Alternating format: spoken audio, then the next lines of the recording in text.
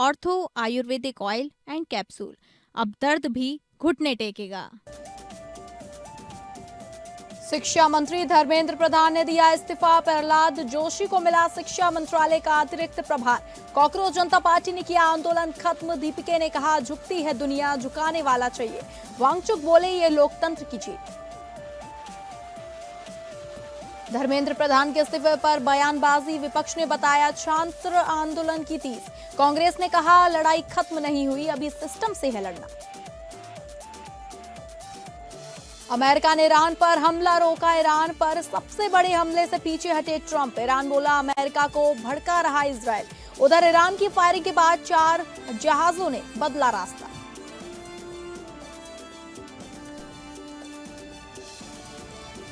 नमस्कार, आप सभी का बहुत स्वागत है टॉप अपडेट्स में और मैं हूं आपके साथ अंकिता सिंह। शुरुआत करेंगे टॉप अपडेट्स की।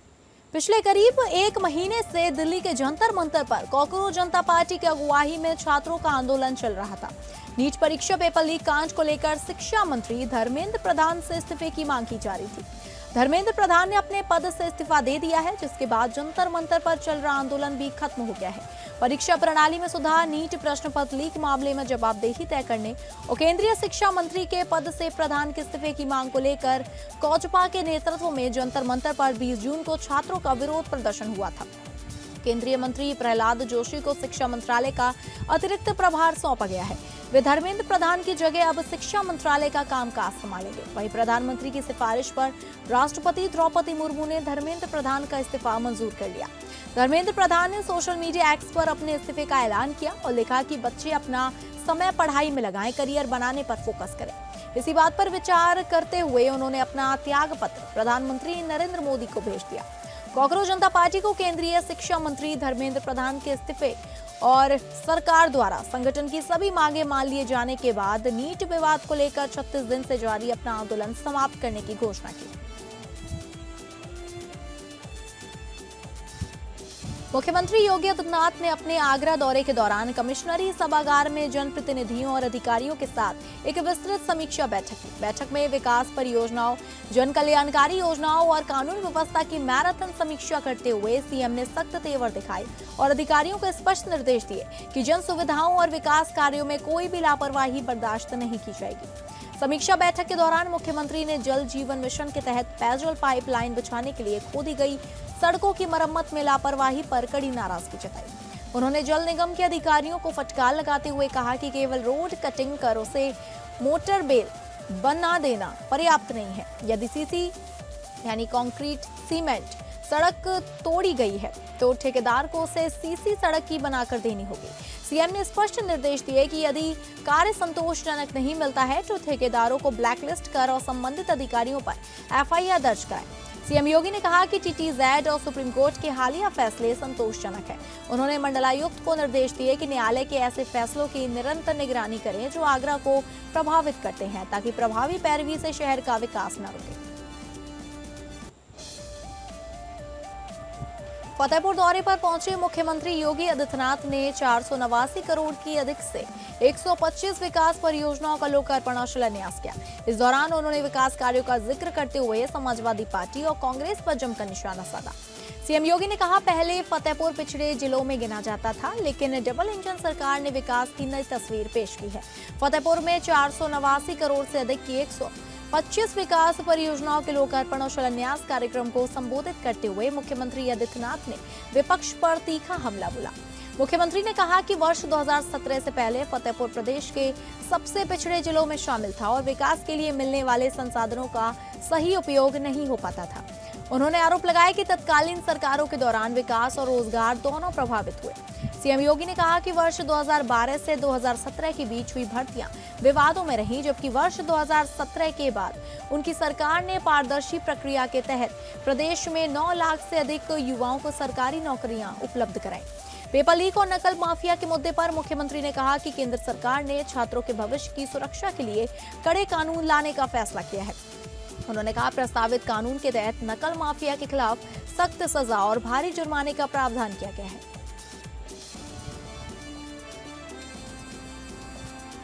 झारखंड के मुख्यमंत्री हेमंत सोरेन ने रांची के उत्पाद एवं मद्य निषेध विभाग के कामकाज की उच्च स्तरीय समीक्षा बैठक की। बैठक में उन्होंने अधिकारियों को राज्य में अवैध शराब के निर्माण, भंडारण, परिवहन और तस्करी पर पूरी सख्ती से रोक लगाने के निर्देश दिए। मुख्यमंत्री ने कहा कि अवैध शराब न सिर्फ सरकारी राजस्व को नुकसान पहुंचाती है, बल्कि लोगों के स्वास्थ्य के लिए भी बड़ा खतरा है। इसलिए दोषियों के खिलाफ कड़ी कार्रवाई सुनिश्चित की जाए। बैठक में विभाग के राजस्व संग्रह की भी समीक्षा हुई। मुख्यमंत्री ने विभाग में रिक्त पदों पर जल्द नियुक्तियां पूरी करने, आधुनिक तकनीक के इस्तेमाल को बढ़ाने और मदिरा परिवहन वाहनों में जीपीएस ट्रैकिंग व डिजिटल लॉक लगाने के निर्देश दिए। मुख्यमंत्री सोरेन ने राज्य के लिए नई मदिरा विनिर्माण नीति तैयार करने, औद्योगिक अल्कोहल के लिए अलग नीति बनाने और स्प्रिट की खपत का विस्तृत अध्ययन कराने का भी निर्देश दिया। जेपीएससी की विभिन्न प्रतियोगी परीक्षाओं में कथित अनियमितताओं को लेकर सियासत तेज हो गई है। बीजेपी ने आयोग के पूर्व अध्यक्ष ए ख्यांगते की गिरफ्तारी की मांग करते हुए मुख्यमंत्री हेमंत सोरेन से तत्काल कार्रवाई करने की अपील की है। पार्टी ने आयोग के एक सदस्य को पद से हटाकर उनकी संपत्ति की जांच कराने की भी मांग उठाई है। वहीं इस मामले में सीआईडी ने कार्रवाई तेज करते हुए टीटीपीएल के 3 कर्मचारियों को गिरफ्तार किया है। गिरफ्तार आरोपियों में हेमंत वर्मा, प्रदीप कुमार सिंह और संजय कुमार शामिल है। जांच के दौरान राज्य के 2 होटलों में भी छापेमारी की गई, जहां से जांच से जुड़े अहम सुराग मिलने का दावा किया गया है। इसके अलावा पहले से गिरफ्तार 5 आरोपियों की भी जांच 5 दिन की पुलिस रिमांड पर लेकर पूछताछ की जा रही है। उधर मामले की गंभीरता को देखते हुए एसआईटी पूरे प्रकरण की जांच कर रही है। सीआईडी का कहना है कि पूछताछ के दौरान परीक्षा में कथित गड़बड़ियों के नेटवर्क और अन्य संभावित आरोपियों की भूमिका की जांच जारी है। एजेंसी के मुताबिक जांच अभी जारी है और नए तथ्य सामने आने पर आगे भी कानून के अनुसार कानूनी कार्रवाई की जाएगी।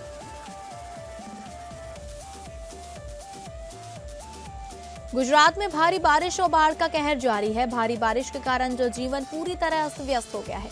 पिछले 48 घंटों में बारिश और राज्य भर में 30 लोगों की जान जा चुकी है। अहमदाबाद में गुरुवार को 296 मिमी बारिश दर्ज की गई। यह बीते 100 सालों में एक दिन की चौथी सबसे अधिक बारिश है, जिससे शहर के कई इलाके और कॉलोनियां पूरी तरह जलमग्न हो गई। सेना के जवानों ने राहत कार्यों में मदद की और 200 से ज्यादा लोगों को बचाया। अहमदाबाद के बोपल इलाके में बने बेहद आलीशान कॉम्प्लेक्स सेंटोसा पार्क्स में पानी में डूबे बंगलों से 50 से अधिक लोगों को नाव के जरिए सुरक्षित निकाला गया। दक्षिण गुजरात में भी बाढ़ बारिश के कारण स्थिति गंभीर बनी हुई है। बाढ़ में फंसे हुए लोगों को निकालने के लिए राहत बचाव टीम ने हेलीकॉप्टर की मदद से लोगों को निकाला। बाढ़ के कारण गुजरात में रेल सेवा पूरी तरह प्रभावित है। बाढ़ के कारण 50 से अधिक ट्रेनें रद्द कर दी गई।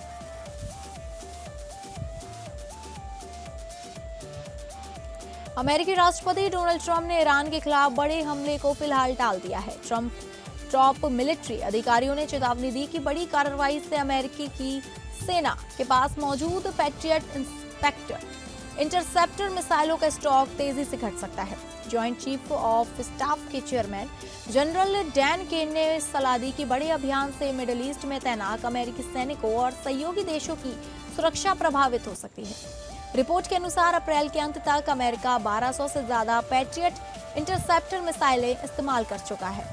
हालांकि ट्रंप ने कहा कि जरूरत पड़ने पर सभी विकल्प खुले हैं। फिलहाल सैन्य कार्रवाई की बजाय अमेरिका ने ईरान पर आर्थिक दबाव बढ़ाते हुए कारोबारी बाबेक जनजानी के नेटवर्क से जुड़ी 9 कंपनियां और 4 लोगों पर नए प्रतिबंध लगाए हैं। ईरान की आईआरजीसी ने इजरायल पर अमेरिका को भड़काने का आरोप लगाया है। आईआरजीसी ने प्रवक्ता ने कहा कि इजरायल अमेरिकी राष्ट्रपति को झूठी जानकारी देकर ईरान के खिलाफ माहौल बना रहे हैं, ताकि अमेरिका मध्य पूर्व में अपनी मौजूदगी बनाए रखे और इजरायल अपने रणनीतिक उद्देश्यों को अमेरिकी क्षमताओं के जरिए पूरा न कर सके।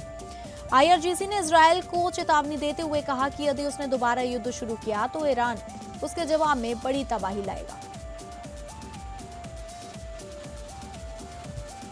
उत्तर प्रदेश के अमरोहा में सड़क निर्माण के शिलान्यास को लेकर नया विवाद सामने आया है। आरोप है कि नियमों की दरकिनार कर समाजवादी पार्टी के विधायक महबूब अली के बेटे परवेज अली के नाम का शिलापट लगाकर सड़क का शिलान्यास कराया गया। मामला सामने आने के बाद प्रशासनिक कार्यप्रणाली पर भी सवाल उठ रहे हैं। आरोप है कि समाजवादी पार्टी के विधायक महबूब अली के बेटे परवेज अली ने सड़क का शिलान्यास किया और शिलापट पर भी अपना नाम दर्ज कराया गया। बताया जा रहा है कि शिलापट पर नाम दर्ज कराने में नियमों का पालन नहीं किया गया। मामले को लेकर अधिकारियों की भूमिका पर भी सवाल उठ रहे हैं। हालांकि इस मामले में प्रशासन या संबंधित पक्ष की ओर से अभी तक कोई आधिकारिक प्रतिक्रिया सामने नहीं आई है। उत्तर प्रदेश के औरैया जिले में दो पक्षों के बीच हुई मारपीट का वीडियो सोशल मीडिया पर तेजी से वायरल हो रहा है। घटना के बाद इलाके में अफरा तफरी का माहौल बन गया। सूचना मिलते ही पुलिस मौके पर पहुंची और स्थिति को नियंत्रण में लिया। वायरल वीडियो दुबियापुर कस्बे के कलेक्ट्री रोड का बताया जा रहा है। वीडियो में दो पक्षों के बीच आपस में मारपीट करते दिखाई दे रहे हैं, जिससे मौके पर अफरा तफरी मच गई। सूचना पर पहुंची पुलिस ने दोनों पक्षों को शांत कराया और हालात पर काबू पाया। फिलहाल पुलिस वायरल वीडियो के आधार पर मामले की जांच कर रही है और घटना में शामिल लोगों की पहचान भी जारी है। जांच के बाद नियमानुसार आगे की कार्रवाई की जाएगी। उत्तर प्रदेश के औरैया में पति पत्नी के विवाद के बाद एक युवक हाई टेंशन लाइन के टावर पर चढ़ गया। युवक को टावर पर चढ़ा देख इलाके में हड़कंप मच गया। करीब 5 घंटे तक चले हाई वोल्टेज ड्रामे के बाद पुलिस और परिजनों की समझाइश से युवक सुरक्षित नीचे उतर आया। मामला औरैया जनपद के अजीतमल कोतवाली क्षेत्र के नवले का पुरवा गांव का है। बताया जा रहा है कि पत्नी से किसी बात को लेकर हुए विवाद के बाद युवक हाई टेंशन लाइन के टावर पर चढ़ गया। स्थानीय लोगों ने इसकी सूचना पुलिस को दी, जिसके बाद पुलिस मौके पर पहुंची और युवक को नीचे उतारने का प्रयास शुरू किया। हालांकि युवक अपनी ससुराल वालों को बुलाने की जिद पर अड़ा रहा। इस दौरान उसका भाई और अन्य परिजन भी लगातार उसे समझाते रहे, लेकिन वह नहीं माना। बाद में पुलिस ने ससुराल पक्ष को सूचना दी। ससुराल से वहां पहुंचे कि व्यक्ति ने काफी देर तक समझाइश दी, जिसके बाद युवक सुरक्षित टावर से नीचे उतर आया। युवक के सकुशल नीचे आने पर पुलिस, परिजनों और स्थानीय लोगों ने राहत की सांस ली। उत्तर प्रदेश के औरैया में सोशल मीडिया पर वायरल होने के लिए एक युवक ने अपनी और दूसरों की जान जोखिम में डाल दी। नेशनल हाईवे 19 पर तेज रफ्तार बाइक पर खड़े होकर स्टंट करते रील बनाने का वीडियो सामने आया है। वीडियो वायरल होने के बाद पुलिस हरकत में आ गई और बाइक सवार की पहचान में जुटी है। वायरल वीडियो औरैया सदर कोतवाली क्षेत्र के भाऊपुर के पास नेशनल हाईवे 19 का बताया जा रहा है। वीडियो में एक युवक तेज रफ्तार बाइक पर खड़े होकर स्टंट करता है और रील बनाता दिखाई दे रहा है। रील बनाने के सनक में युवक ने न सिर्फ अपनी बाइक सड़क पर चल रहे एक अन्य की जान भी खतरे में डालता नजर आ रहा है। कई हादसों के बावजूद ऐसे स्टंट का सिलसिला थमने का नाम नहीं ले रहा है।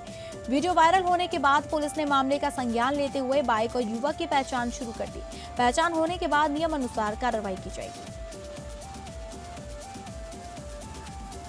बदायूं में वांछित आरोपियों से पूछताछ करने पहुंची पुलिस टीम पर हमला कर दिया गया। आरोप है कि ग्रामीणों ने पुलिस पर लाठी डंडों और लोहे की रॉड से हमला किया, सरकारी कार्य में बाधा डाली और जान से मारने की धमकी भी दी गई। पुलिस ने इस मामले में मुकदमा दर्ज कर जांच शुरू कर दी है। मामला बदायूं जिले के हजरतपुर थाना क्षेत्र के ग्राम दियोचरी का है। पुलिस के मुताबिक उप निरीक्षक नवरत्न सिंह अपनी टीम के साथ थाना हजरतपुर में दर्ज एक मुकदमे के वांछित आरोपियों से पूछताछ के लिए गाँव पहुंचे थे। घटना के संबंध में उप निरीक्षक नवरत्न सिंह की तहरीर पर मुकदमा दर्ज कर लिया गया है। दरोगा का जिला अस्पताल में मेडिकल परीक्षण कराया गया है, जबकि पुलिस आरोपियों की तलाश में जुटी है।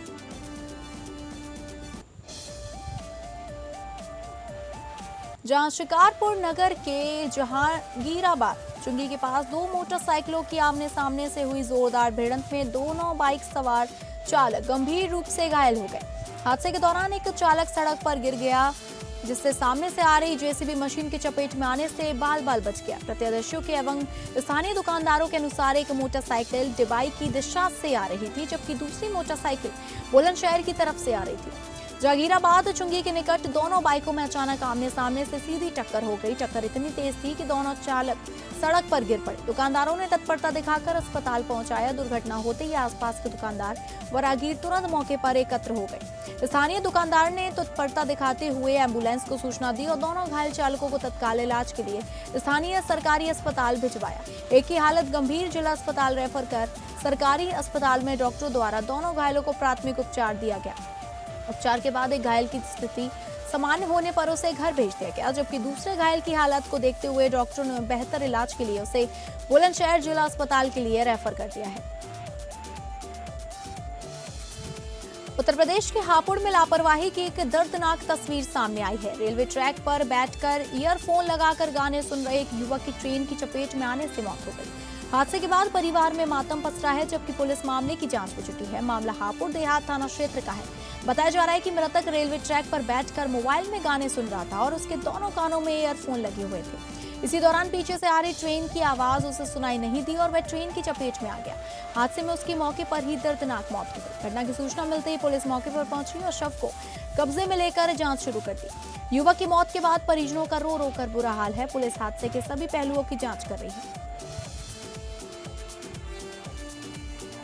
श्रावण मास में शुरू होने वाली कांवड़ यात्रा को लेकर कासगंज प्रशासन पूरी तरह अलर्ट है। जिलाधिकारियों और पुलिस अधीक्षक ने लहरा गंगा घाट और कांवड़ मार्ग का निरीक्षण कर सुरक्षा व व्यवस्थाओं की समीक्षा की और अधिकारियों को आवश्यक दिशा निर्देश दिए। कासगंज में आगामी श्रावण मास के दौरान आयोजित होने वाली कांवड़ यात्रा को शांतिपूर्ण, सुरक्षित और सुव्यवस्थित ढंग से संपन्न कराने के लिए प्रशासन ने तैयारियां तेज कर दी हैं। अधिकारियों ने ड्यूटी में तैनात कर्मियों से बातचीत कर संभावित चुनौतियों की जानकारी ली और संबंधित विभागों को समय रहते सभी व्यवस्थाएं दुरुस्त करने के निर्देश दिए ताकि श्रद्धालुओं को किसी भी प्रकार की असुविधा का सामना न करना पड़े। शहर के विकास नगर क्षेत्र में एक मकान में भीषण आग लगने से इलाके में अफरा तफरी मच गई। शुरुआती जानकारी के मुताबिक आग लगने की वजह शॉर्ट सर्किट बताई जा रही है। सूचना मिलते ही फायर ब्रिगेड को बुलाया गया, जबकि स्थानीय लोग भी आग बुझाने में जुट गए। विकास नगर क्षेत्र में शहनाई गेस्ट हाउस के पास स्थित एक मकान में अचानक भीषण आग लग गई। प्रत्यक्षदर्शियों के अनुसार आग शॉर्ट सर्किट के कारण लगी, जिसके बाद देखते ही देखते लपटों ने पूरे मकान को अपनी चपेट में ले लिया। घटना से आसपास के क्षेत्र में अफरा तफरी मच गई। स्थानीय लोगों ने तुरंत फायर ब्रिगेड को सूचना दी और दमकल कर्मियों के पहुंचने तक अपने स्तर पर आग बुझाने का प्रयास करते रहे। सूचना पर दमकल और पुलिस की टीम मौके पर पहुंची और आग पर काबू पाने का अभियान शुरू किया। फिलहाल आग से हुए नुकसान का आकलन किया जा रहा है। लगभग 28 सालों के लंबे इंतजार के बाद भगवान बुद्ध की प्रथम धर्म देशना स्थली सारनाथ को यूनेस्को की विश्व धरोहर सूची में स्थान मिल गया है।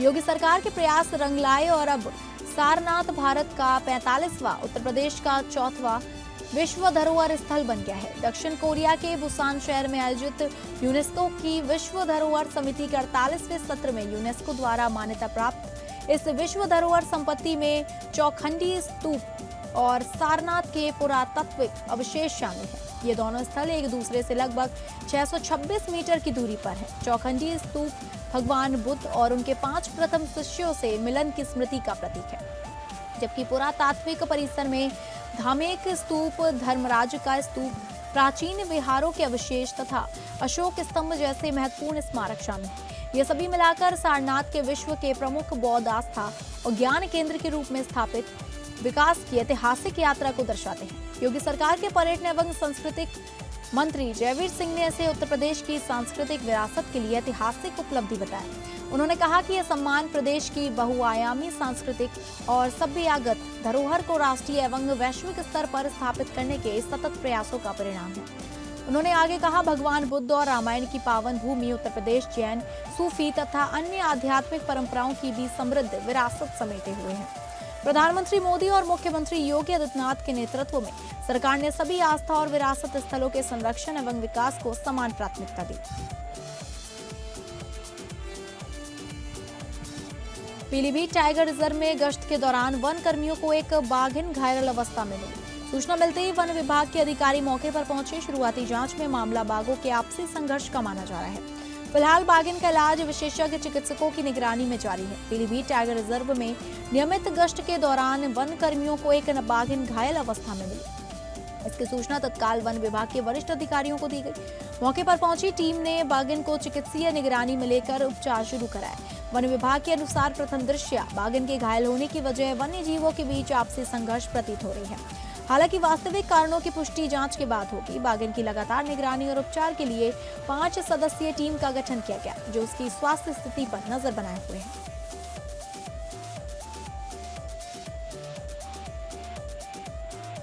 जनपद के ककरदरी रेंज अंतर्गत गुरवा गांव की तराई में दिखाई देने वाले तेंदुए को वन विभाग की टीम ने सफल अभियान चलाकर सुरक्षित पकड़ लिया।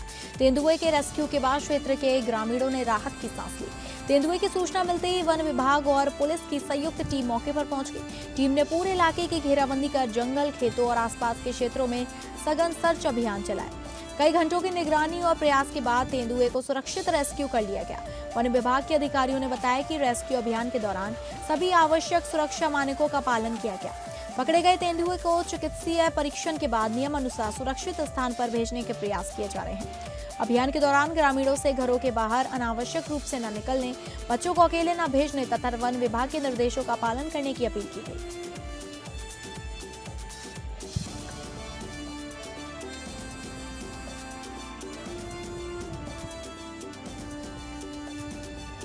केंद्रीय मंत्री धर्मेंद्र प्रधान के इस्तीफे के बाद कांग्रेस कार्यकर्ताओं ने विजय प्रदर्शन किया। जिलाध्यक्ष के नेतृत्व में अंबेडकर पार्क से लालबाग चौराहे तक विजय यात्रा निकाली गई, जिसमें बड़ी संख्या में कार्यकर्ता शामिल हुए। धर्मेंद्र प्रधान के इस्तीफे के बाद कांग्रेस ने इसे अपनी जीत बताते हुए शहर में विजय यात्रा निकाली। जिलाध्यक्ष के नेतृत्व में अंबेडकर पार्क से शुरू हुई यह यात्रा लालबाग चौराहे तक पहुंची। इस दौरान कांग्रेस कार्यकर्ताओं ने नारेबाजी की और जश्न मनाते हुए शक्ति प्रदर्शन किया।